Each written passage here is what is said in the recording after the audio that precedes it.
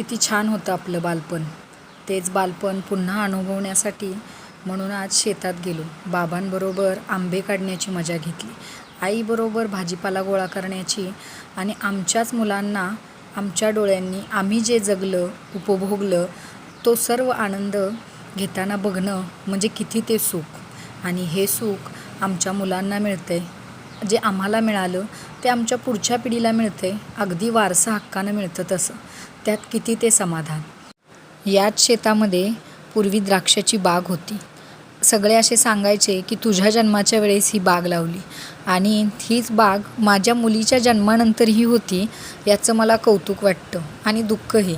कारण वयोमानानुसार ही बागायती शेती करणं वडिलांना आता झेपत नाही. म्हणून त्यांनी तो पसारा कमी केला आहे. पण जे आहे तेच खूप आहे. आजोबांनी लावलेल्या झाडाची फळं नातवंड स्वतःच्या हाताने तोडून अशी चोखून चोखून खातायत. कोणाकोणाला आठवलं आपलं बालपण त्यांनी कमेंट करा, लाईक करा आणि शेअर करा.